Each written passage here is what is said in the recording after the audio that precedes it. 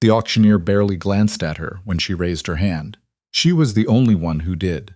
The other ranchers, standing along the fence rail, had already turned away, already reaching for their tobacco tins and their next conversation, because nobody with good sense was going to bid on 9 horses that looked like that. They were Mustangs pulled off the eastern flats. Ribs showing through dull coats, heads hanging low in the afternoon heat, feet so overgrown the frogs had started to rot. The wrangler who'd brought them in had described them as unmanageable in the auction sheet. That was the polite version. 2 of the men near the gate had used other words. Edna Calloway paid $31 for all 9. She counted the bills out from a cloth envelope she kept tucked inside her jacket, laid them on the auctioneer's table without ceremony, and asked where she could find a lead rope. That was the spring of 1889, in a small market town called Harlan's Fork, Nevada, set between 2 dry ridgelines that people in the valley talked about mostly as landmarks and rarely as destinations. Edna had arrived 3 weeks before on a wagon she'd borrowed from her late husband's cousin, with a saddle, a farrier's kit, a bedroll, and $46 to her name. The cousin had not asked for the wagon back. He had also not offered to help unload it. She was 32 years old. Her husband, Roy, had died the previous October, a kick to the chest from a Greenbroke stallion on the property they'd been trying to build up outside of Elko. The property went to Roy's brother in the settlement on account of Roy having signed a document that Edna had not known about and had not been asked to sign. The lawyer had explained it to her in the tone of a man explaining weather patterns. There wasn't much to argue with. She had taken what was hers by clear right, the saddle, the kit, the bedroll, and she had left. The 9 horses were put in a rented pen on the south side of Harlan's Fork, behind a feed merchant named Tully Cook, who let her use the space at $3 a month. Tully had watched her walk the horses in and had said nothing for a long while. Then he said, "You know Arlo Purcell offered me 60 on those same horses last fall, before the broker took them east. Said he'd use them for pulling stone. What'd you tell him?" Edna asked. "Told him they weren't mine to sell." He squinted. "Why'd you want them?" "Because everybody else left them." Tully went back inside. He did not ask again. The first thing Edna did was nothing. For 3 days, she did not attempt to halter any of the 9, did not push them into corners, did not try to make them do a single thing. She brought water in a barrel and hay in 2 loads from Tully's supply, stacked it near the fence, and then she sat on the top rail and watched. She had a notebook, a cheap one, the kind sold at the dry goods counter, and she wrote in it in the evenings, small notations about which horses drank first, which ones stood near the gate, which ones kept their ears pinned regardless of distance. The bay mare with the split lip she wrote down as a watcher. The grulla gelding at the back kept his nose into the wind at all times, even in the pen. The 2 chestnuts stayed together and moved together. The paint stallion. And there was a paint in the lot, which surprised her when she'd seen it at the auction, because somebody had clearly put some thought into that horse once, stood apart from the rest, but tracked everything with both eyes. She noted this. By the end of the first week, she had a loose picture of what she was working with. Not useless. Animals. Animals that had been mishandled or simply never handled, which was a different thing entirely. Roy had taught her that distinction, though he would not have said it that kindly. Roy had said, "A horse that's ruined is a different problem than a horse that's never been asked right." She thought about that a lot in the evenings, sitting on the fence while the sun went down behind the western ridge and turned the dust in the pen amber. She started with the grulla. He was not the easiest or the gentlest. The bay mare would have been easier, but he was the one that watched her the most steadily, and in her experience that kind of attention meant something. She worked him on a long line for the first 4 days, just asking him to move and stop, nothing more. He fought it the first morning. He didn't fight it the second. By the 4th day, he was coming off the pressure before she even added it, anticipating, thinking ahead. She noted that too.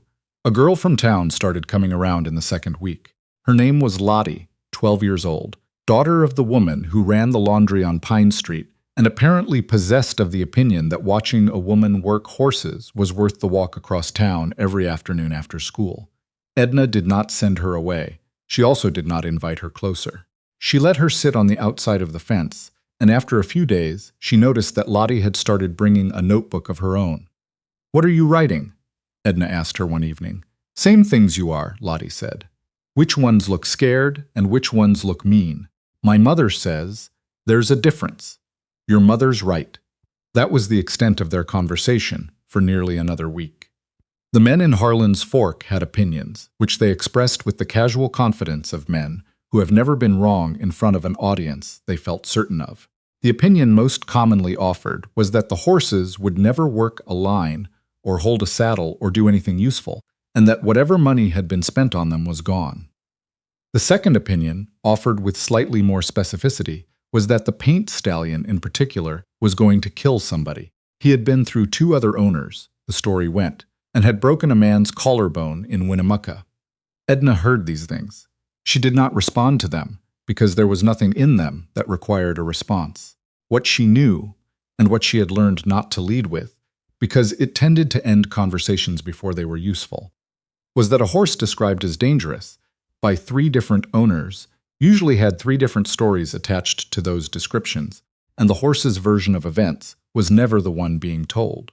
She started on the paint at the end of the 3rd week. His name, according to the auction sheet, had been listed as Trouble. She did not call him that. She called him nothing for the first several days, because she wasn't sure yet what she was looking at. He was a big horse, nearly 16 hands, unusual coloring, 1 blue eye and 1 brown, and he carried himself with the tight, coiled alertness of an animal that had learned to treat every new situation as a threat. The first time she walked into his section of the pen, he went straight to the far rail and stood there trembling. Not anger, fear. She had seen angry horses. This wasn't that. She spent the first 2 sessions simply standing in his space, not moving toward him, not asking anything. She brought a small piece of dried apple in her jacket pocket and set it on the fence post and walked away. He did not take it the first day. He took it on the second, after she had gone, and she only knew because Lottie had stayed to watch and reported it back the next morning, with more seriousness than most adults managed with important news. He waited until you were all the way to the road, Lottie said. Then he walked right up to it. Edna nodded. Good. Is that good? It means he's thinking. By the end of April, all 9 horses were halter-broke and responding to basic groundwork. This was not a remarkable achievement, objectively. A capable hand-working horses full-time could have managed something similar, but Edna was not working them full-time. She was also taking in mending work from 3 households on the east side of town, doing occasional labor at the dry goods store when the owner, a man named Birch, needed help with inventory and preparing feed and water for the horses twice daily. She slept in a room above Tully's supply barn that he rented to her for $1 a month less than the going rate, because Tully Cook was a practical man and recognized that someone with her skill set living on his property had value that could not be cleanly itemized. She had not told anyone in Harlan's Fork what she intended to do with the horses. The question came up from time to time. Training horses for sale, Birch asked her once, while she was counting bags of oat feed. Something like that. What kind of buyers you looking at? Not sure yet. This was not entirely true. She had written 3 letters, to a freighting company in Carson City, to a cavalry remount officer in Reno, and to a ranching outfit east of Elko that she had heard mentioned as expanding, inquiring about the demand for trained working horses. She had received 1 response from the freighting company, which said that they were always looking for horses that could hold a harness and work steady on rough terrain, and that prices for such animals ranged between $40 and $80 depending on size and temperament. She read the letter twice. Then she went back to the pen and looked at the grulla, who was standing at the center of the enclosure, watching her come in the same steady way he always did. $40. She had paid $3.44 per horse. She kept that math to herself. The harder work began in May. Groundwork was one thing. Getting 9 horses, some of whom had genuinely never had a saddle on their backs, to accept weight and direction without panic was another category of problem entirely. She lost 3 weeks on the pair of chestnuts, who seemed to have some shared trauma around the cinch that she could never fully identify. She worked them separately, then together, then separately again. She did not rush it. She did not have the kind of schedule that allowed for patience as a luxury, but she had decided early on that speed here would cost her more than time would, and she held to that. Lottie, by this point, had become a fixture. She was at the pen after school every weekday and on Saturday mornings, and she had, without being asked, and without making a production of it, begun bringing water for the horses in a bucket she carried herself from the pump on Pine Street. She had also, Edna noticed, started picking up the vocabulary of the work. She talked about a horse's feet and shoulder and hindquarter with the same straightforwardness she would have used to describe furniture, not performing knowledge, just absorbing it. One afternoon, Edna let her lead the bay mare on a long line. Lottie did it the way Edna had shown her, without drama or overcorrection, and the mare followed her around the pen like it was the most natural thing in the world. Lottie looked back once at Edna, and Edna gave her a single nod, and that was enough. The summer was dry, which meant dust in everything, in the feed, in the water, in the back of her throat every evening, and the work was physical in the way that accumulates slowly, the kind of tired that doesn't announce itself in the moment, but shows up at 3 in the morning and makes it difficult to find a comfortable position. She thought about Roy sometimes in those hours, not with grief exactly. Grief had done most of its work in the winter, but with the specific awareness of a thing that was no longer present. He had been a difficult man in many ways, and a skilled horseman in others, and she had learned from both versions. She had also, she understood now, spent 9 years deferring to his judgment on matters where her own judgment was at least equally sound. This was not a regret she spent much time on. It was simply a fact she had filed somewhere useful. The first sale happened in late July. A man named Decker came through Harlan's Fork looking for a dependable horse for his son, who was 12 and starting to take on a man's portion of the ranch work. He came to Tully's on a recommendation from someone Edna never identified, and Tully brought him around the back to see what was in the pen.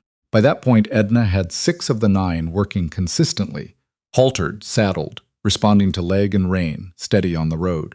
The grulla she had been working for 5 months and considered her best. She did not sell the grulla. She sold Decker the bay mare, who had turned out to be the gentlest of the lot, and had a gaited walk that made her easy for a less experienced rider. She asked $50. Decker offered $35. She said no. He looked at the horse again. He looked at Edna. He said, "She's well made now. I'll grant you that. But I'm told she was wild caught. She was poorly handled," Edna said. "Different thing." Decker was quiet for a moment. Then he said, "45, 50. He paid $50. He shook her hand with the look of a man trying to decide whether to be annoyed or impressed, and settling somewhere in the middle. Tully saw it from the barn door and went back inside without saying anything, which was his version of approval. Word moved through Harlan's Fork the way it always did, not quickly, but thoroughly. By the end of August, she had sold 2 more horses. The paint stallion, whose name she had eventually settled on as Compass, went to a ranching outfit for $70 after their foreman spent an afternoon putting him through his paces and came away with his hat pushed back and an expression that suggested he had expected a different outcome. The other, one of the chestnuts, went to a freight driver passing through who needed a replacement and liked what he saw. Total, by the end of August, $165 from 3 sales. She had paid $31 for the lot. She also had 6 remaining horses, and a reputation that she had not been seeking but recognized as useful. The reputation was simple. She could do something with animals other people had given up on. She was not sure whether this was more about skill or stubbornness, and she had decided it probably didn't matter which. What mattered was that 2 ranchers from outside town had come asking whether she worked other horses besides her own, and a widow in the hills north of Harlan's Fork named Cecily Gage had sent word through Tully, asking if Edna would look at a quarter-horse gelding that had started refusing fences. She went up to see Cecily's horse on a Tuesday morning. Cecily was in her 60s, a brisk woman with close-cropped gray hair who met Edna at the gate and shook her hand the way people do when they have no patience for ceremony. The gelding was a nice-made animal. She could see that immediately, with a short back and a good hip, the kind of horse that had probably been confident and capable before whatever had happened to him had happened. "He was fine until last fall," Cecily said. "New hand I hired was heavy-handed. I let him go, but the horse never quite came back. How long since anyone asked him to jump?" 4 months. I've been afraid to try."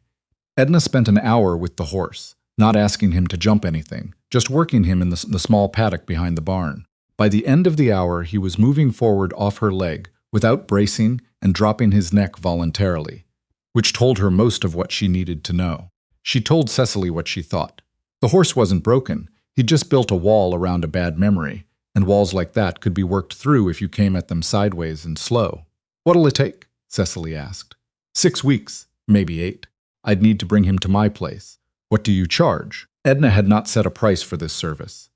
She thought about it for a moment, not performing hesitation, actually calculating. $12 a month, she said, plus feed costs. Cecily didn't blink. All right. She tied the gelding behind the borrowed wagon and drove him back to Harlan's Fork, and when she got to the pen, Lottie was already there, leaning on the fence rail with her notebook. "New one?" Lottie asked. "Rehabilitation. Different work. Different how. Selling a horse," Edna said. "You're making something from scratch. Rehabilitating one, you're looking for what's already there." Lottie wrote this down. Edna was not sure whether to feel flattered or sheepish, and she let it go. Cecily's gelding was back over fences in 7 weeks. Cecily came down from the hills to see it herself, watched him pop over a series of rails that Edna had assembled from borrowed timber in the pen, and stood very still for a moment after. Then she said, "I didn't think you'd get him all the way back." "He did most of it," Edna said.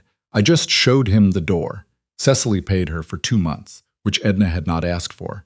She also mentioned her to 4 people in the weeks that followed, which mattered more. The winter came, and things slowed down as winters do. She sold 2 more of the original 9 before the first freeze, the remaining chestnut and a compact dun that turned out to have a natural aptitude for cattle work that she had not expected, and that made him worth more than she'd estimated. By December, she had money in the envelope in her jacket that she had not had before, and she had orders, actual written requests, from 2 ranches for horses to be trained for specific purposes in the spring. She also had Lottie, who had spent enough afternoons at the pen that her mother had come to Edna in November with the expression of a woman who has decided to confront something she's been watching for a while. "My daughter wants to learn this work properly," Lottie's mother said. Her name was Harriet Voss, and she ran the laundry with the efficiency of someone who has no time to waste and knows it. "I'd like to know what you can teach her." "Quite a lot, if she applies herself," Edna said. "She already applies herself. What would it cost?" "Nothing. I could use the help." Harriet looked at her for a moment, assessing. "What do you get out of it? An extra pair of hands and somebody who notices things." She paused. "Lottie notices things." Harriet Voss nodded once. "She gets that from her father," she said, without elaborating, and walked back toward Pine Street. By spring, the operation had a shape that Edna could recognize as a thing, rather than a series of improvised responses to circumstances. She was training horses for 4 clients, with 2 more pending. She had purchased 3 additional animals over the winter. Not distressed this time, but young green horses from a breeding farm in the next county that she had identified as having potential, and was working them alongside the remaining animals from the original lot. She had rented a second pen from Tully at a rate that reflected her longer tenure and his assessment of the arrangement's mutual benefit. She hired a man named Hugh Garrett in March, a taciturn former cavalryman, who was good with horses and better with fencing, and who had the particular quality she valued most in help. He did what was asked without adding to the problem. He had a bad knee from the service and no family nearby, and he took the work with the straightforward gratitude of someone who has stopped expecting things to be more than they are. Lottie came every day now instead of every afternoon, having negotiated with Harriet that mornings before school were acceptable for a working arrangement that was clearly not going away. One morning in April, the 1-year mark, roughly, since the auction, Edna was working the grulla in the far pen. He was 12 by now in her estimate, which put a ceiling on his working years, but he had turned into something close to a finished horse in the way that not many horses manage. Responsive without being nervous, steady without being dull, the kind of animal that made a rider feel more capable than they were. She had turned down 2 offers on him over the winter. She was working him through a slow, collected trot when she heard Lottie calling from the gate. A man had come from the freighting company in Carson City, in person, not by letter. His name was Aldred Hume, and he was the kind of man who wore city clothes in a working environment and didn't seem self-conscious about it, which meant he was either confident or oblivious, and within the first 30 seconds of conversation, Edna assessed it as the former. He had heard about the horses she'd moved in the fall and the rehabilitation work over the winter. He wanted to know if she could supply trained, road-steady horses on a reliable basis. Not one-offs, but a continuing arrangement with a guaranteed floor price per animal delivered to Carson City. How many head? Edna asked. Start with 6 over 12 months. If they perform, we talk about more. What's your floor? 55 on a working horse. More for specialty. She looked across the pen at the grulla moving in his slow, even trot. She thought about $31. She thought about the envelope in her jacket that first day, the auctioneer barely glancing at her raised hand. 60, she said, and I need 60 days' notice on the first order. Hume considered this briefly. Done, he said. He stayed for lunch, which Tully's wife provided without being asked, because that was how things worked in the arrangement around Tully's barn. And he watched Lottie work, the bay gelding they'd acquired in February while he ate. At one point, he asked who the girl was. My apprentice, Edna said. Lottie looked up from across the pen. She had heard. She kept her expression level, but Edna saw her write something down in the notebook. The Carson City contract changed the character of the work. It meant she needed to be thinking a year ahead instead of a season ahead, sourcing horses with enough lead time to have them trained to a standard before delivery, maintaining a consistent level across different animals and different stages. It was, she understood, the difference between doing a thing when the opportunity arose and building a system around doing the thing continuously. She spent a week writing out what she knew about sourcing, what she knew about cost per animal, what she knew about the time each stage of training required. Hugh looked at the notes and added his observations about the winter conditions and their effect on training schedules. Lottie added a column about feed costs that was more accurate than Edna's estimate, because Lottie had apparently been tracking feed costs in the back of her notebook for months without being asked. Edna looked at the column for a moment. How long have you been keeping this? She asked. Since October, Lottie said. Why? Lottie thought about it. Because if something costs money, she said, you should know how much. Edna nodded. She did not say anything else about it, but she moved Lottie's feed cost tracking into the formal account ledger she started keeping that month. The first Carson City delivery was 6 horses, the following October, the grulla not among them, because she had decided by then that the grulla was not a horse you sold, but a horse you kept to show people what the work could produce. She drove them down herself, with Hugh beside her, and the wagon fitted with a rack that let the horses travel without stress over the rough sections of road south of Harlan's Fork. Aldred Hume met them at the freighting yard and walked the 6 horses with his head foreman, a quiet man named Bassett, who had the hands of someone who had spent decades in the work. Bassett took each horse through a brief examination, feet, teeth, the response to basic handling, and made notes on a paper he carried in his shirt pocket. When he was done, Hume looked at him. They're right, Bassett said. That was it. Those were the words.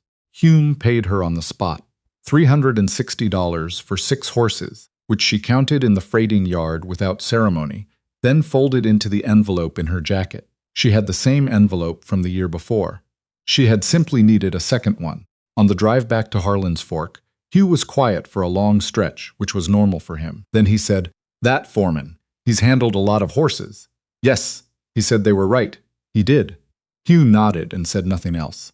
The grulla, tied to the back of the wagon for the return trip, walked along at an easy rhythm, head up, ears working, watching the country go by on both sides. By the following spring, 2 more outfits had approached her, one a ranch, one a small cavalry contractor, and she had begun the work of finding a property large enough to run the operation properly, instead of out of Tully's rented pens. The property she settled on was 12 acres north of town, with an existing barn in need of repair and a creek that ran year-round. She bought it for $900, which took everything she had, plus a loan from the Harlan's Fork Land Bank, at terms she had negotiated herself over 2 meetings, armed with her ledger, and a clear account of her receivables. The land bank officer had looked at the ledger for a long time. You've been tracking this from the beginning? He asked. From the day I started, Edna said. She did not mention that the feed cost column, which he seemed to be finding particularly useful, had been Lottie's idea. Hugh repaired the barn over the course of a month, and Edna spent a week rebuilding the fencing with him, putting up proper rails instead of the wire that had been strung carelessly by whoever had last worked the property. Lottie came after school and on weekends, and her mother came once and stood at the edge of the new fencing and looked at the land and the barn and said nothing for a while. Then she said, Lottie talks about this work the way some children talk about the things they want to be. What does she want to be? Edna asked. Harriet Voss smiled, which was not an expression Edna had seen from her before. She says she already is it, she said. The grulla lived on the new property. He had a pen near the barn, where he could see everything that came and went, which seemed to suit him. He was the first horse she had moved in, the morning they opened the new gate, and he had walked in with the unhurried confidence of an animal that understood the situation perfectly. She stood at the fence and watched him for a while, that first evening, the way she had watched all 9 of them in that first rented pen in Harlan's Fork, when she had been sitting on the top rail with a cheap notebook and a cloth envelope with $46 in it. He watched her back. She was not a sentimental woman, and she did not think in the large terms that some people used for moments like this. She thought about the next morning's work, and the horse she had coming from the breeding farm in 2 weeks, and the fencing on the north side that still needed a 3rd rail. She thought about the ledger on the table in the barn and whether Lottie's feed cost projections for the summer were conservative or accurate. She thought, this is what it looks like when you do not stop. Then she went inside, because the work started again in the morning, and it always would.